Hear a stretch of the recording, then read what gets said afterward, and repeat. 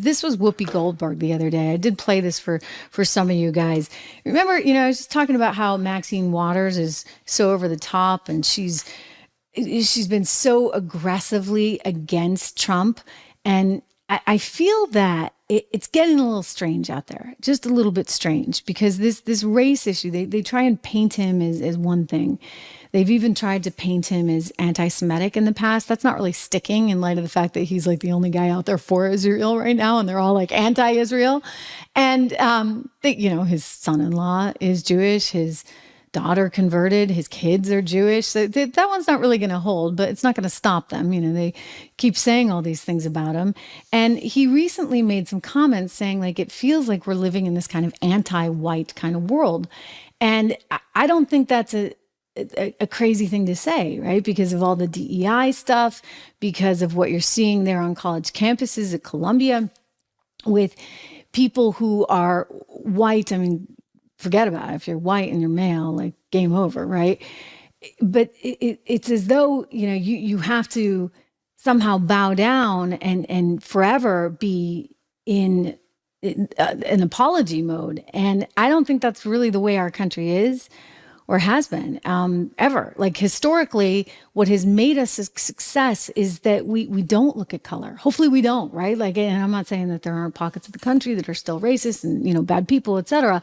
Don't get me wrong, but as a whole, like we're a pretty good place where we value creativity, entrepreneurship, hard work. I mean, these are the values that have made us a success, and we want to continue those values and we want to push those values. And we don't want to see everything through this prism of what you look like on the outside. All right. Like it's not all about what color skin you have, what color hair you have, how you identify, whether you're male, female, gay, trans, all of this stuff, which is getting in the way and being very divisive, frankly, but it's done for political purposes. I kid you not.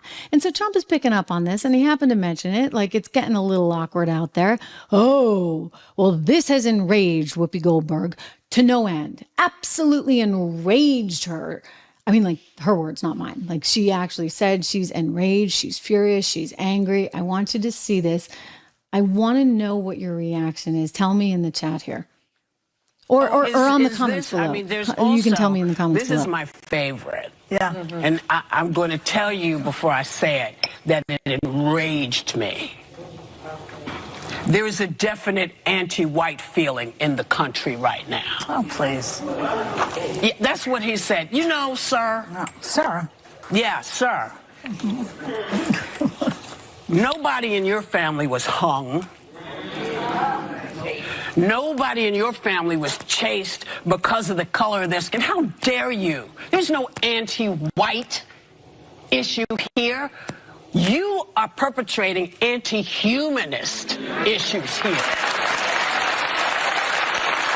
So the question is he the future? Is he the future? Well, I gotta ask. Yeah. That's the gig. They pay me. So I read this big time. So I just want to jump in. I mean, so she's mocking this. She's furious about this. How dare he? And you know what? No, to her point, no, like if you're white, if you're Donald Trump, no, you haven't had family members that have been through that.